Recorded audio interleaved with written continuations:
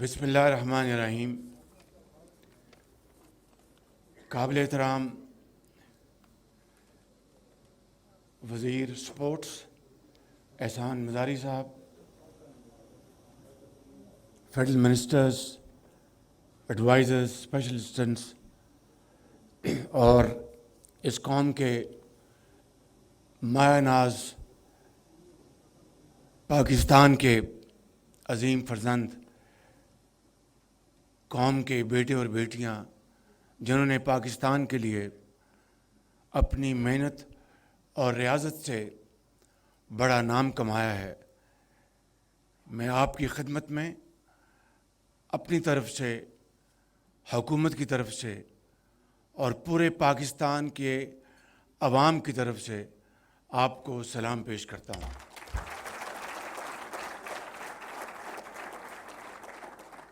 قابل احترام secretary sports, سرکاری افسران، سینیٹر سلیم سیف اللہ خان، مہمانان گرامی، خواتین و حضرات، السلام علیکم. آج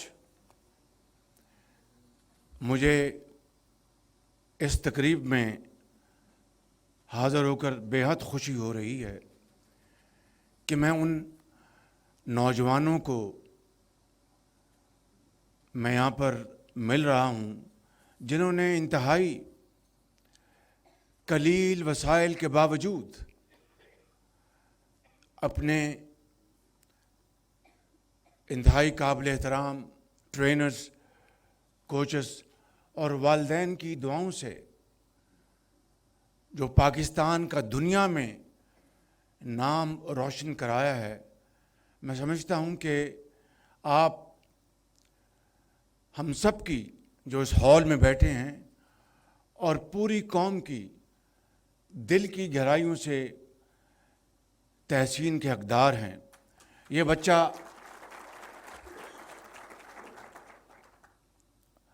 طاف الرحمان جن کا تعلق چترال سے ہے، دیکھیے کہ کتنی مشکلات کے باوجود اس بچے نے ٹیبل ٹینس میں اپنا لوہا منایا ہے. اور اسی طریقے سے آپ نے دیکھا ابھی قوم کی بیٹی جو ان کا نام تھا سہیل، ونٹر سہیل، وہ یہ گوجرانوالہ کے ماندانے پہلوان یہ ارشد نعیم صاحب اور اس طرح کے سامنے بیٹھے ہوئے ہمارے گولڈ میڈل ونرز جنہوں نے برونز میڈلز اور سلور میڈل جیتے ہیں، یہ کوئی معمولی بات نہیں ہے. اگر پاکستان نے اور میدانوں میں سست روی دکھائی ہے تو ان جوانوں نے کھیل کے میدان میں سمجھتا ہوں کہ پاکستان کا جھنڈا پوری دنیا میں بلند کیا ہے. آج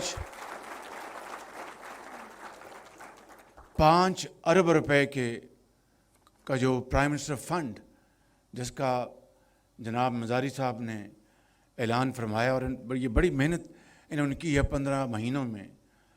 شہزاد فاطمہ جو ہماری یوتھ کی خود بھی ایک قوم کی بیٹی ہیں، بہت یہ سب محنت کر رہے ہیں.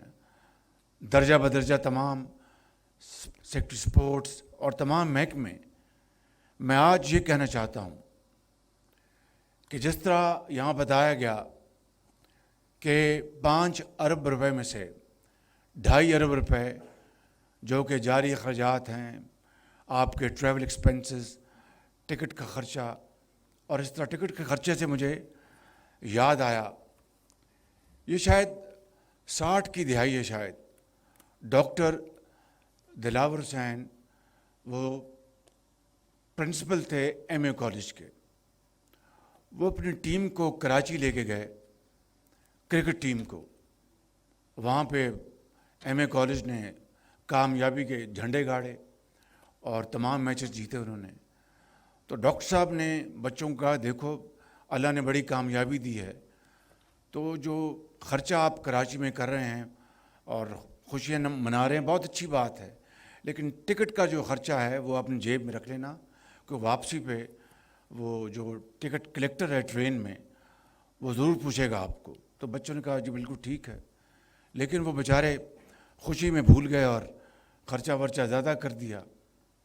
جب وہ ٹرین میں بیٹھے اور واپس لاہور آ رہے تھے تو وہ زمانہ بڑا میرٹ کا زمانہ تھا، بڑا قانون کی حکمرانی کا زمانہ تھا۔ تو وہ ٹکٹ کلیکٹر نے پوچھا کہ بھائی ہمیں ٹکٹ دکھائیں اپنے، تو کسی کے پاس پیسے نہیں تھے۔ ان کا جی ہم تو کرکٹرز ہیں، خرچہ ہے کراچی میں۔ اس نے کہا میں تو جرمانہ کروں گا، آپ نے قانون کی خلاف ورزی کی ہے۔ ڈاکٹر صاحب نے بڑا اس کو سمجھایا کہ بھئی یہ بچے ہیں تو ان کو جانے دو، خرچہ ہو گیا کوئی بات نہیں۔ تو انہوں نے کہا نہیں میں تو بالکل نہیں۔ ان کا میں پرنسپل ہوں ایم اے کالج کا، میں آپ کو ان بچوں کی خاطر کہتا ہوں۔ ان کے جی میں تو لگاؤں گا پینلٹی۔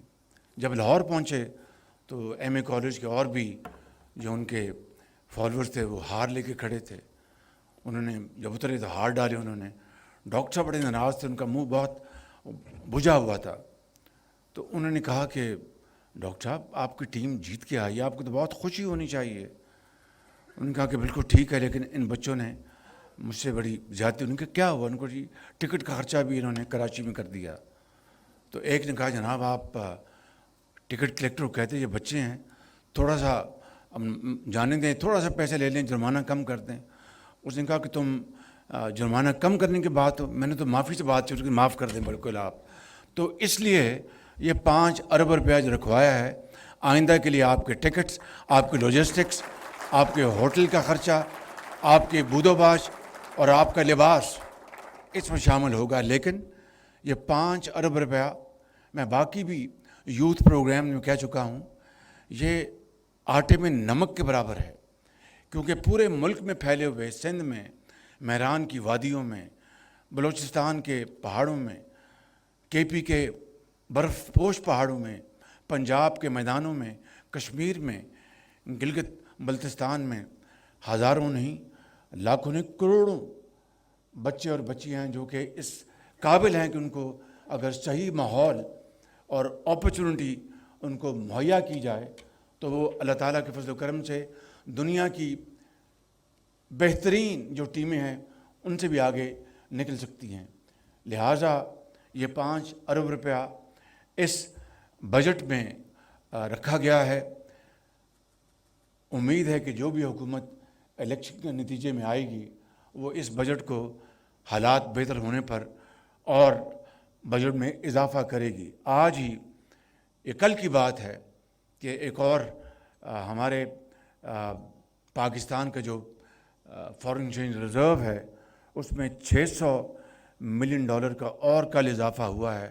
ایک میں کہے بغیر نہیں رہ سکتا، مجھے منع کیا گیا تھا کہ میں نام نہ لوں، لیکن کیا کروں کہ جو دوست، جو مربی، جو مہربانی کرتا ہے اس کو یاد رکھنا چاہیے۔ کل پھر چین نے، ان کے ایگزم بینک نے پاکستان کو $600 ملین اور اس کا ہمیں رول اوور کر دیا۔ یہ کوئی معمولی بات نہیں۔ میں اگر سفارتی آداب کا خیال رکھوں تو میں شاید نام نہ لیتا، لیکن دل یہ کہتا ہے کہ جس نے احسان کیا ہو اس کو یاد رکھو۔ تو میں سمجھتا ہوں کہ یہ ہمارا federal reserve, foreign exchange reserve بڑھ رہا ہے، لیکن دعا کیجئے کہ قرضوں سے نہیں، قوم کی اپنی محنت اور کمائی سے اور پسینے سے اور خون سے اور قربانی سے بڑھے۔ اور یہ ممکن ہے جس طرح یہ مثالیں ان بچوں کی ہیں، ان بچیوں کی ہیں جنہوں نے گولڈ میڈلز لیے مختلف کھیلوں کے میدانوں میں۔ میں سمجھتا ہوں کہ اس سے ہمیں سبق حاصل کرنا چاہیے، اس سے ہمیں ہمت حاصل کرنی چاہیے۔ اور میرا ایمان ہے انشاءاللہ کہ ان بچوں، چاہے وہ میدان کے بادشاہ ہیں یا آئی ٹی میدان کے بہت بڑے وہ کھلاڑی ہیں یا زراعت میں وہ اپنا لوہا منوا رہے ہیں، میں سمجھتا ہوں کہ انہی بچوں کی محنت کی طفیل پاکستان انشاءاللہ آگے بڑھے گا۔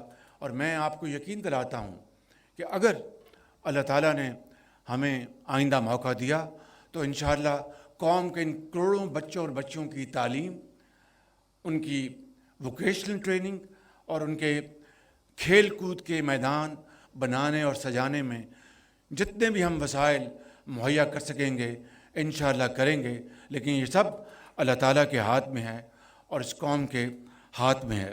میں آخر میں آپ سب کا ایک مرتبہ پھر شکریہ ادا کرتے ہوئے ان سب بچوں کو اور بچیوں کو مبارکباد پیش کرتا ہوں، ان کے والدین کو خاص طور پر جنہوں نے اپنے وسائل سے ان کو پڑھایا لکھایا، اور ان کے کوچز اور ٹرینرز کو جنہوں نے دن رات محنت کر کے قوم کے یہ عظیم بیٹے اور بیٹیاں ان کو ٹریننگ دی ہے، جو کہ انشاءاللہ آئندہ آنے والے مارکوں میں انشاءاللہ پاکستان کا نام روشن کریں گے۔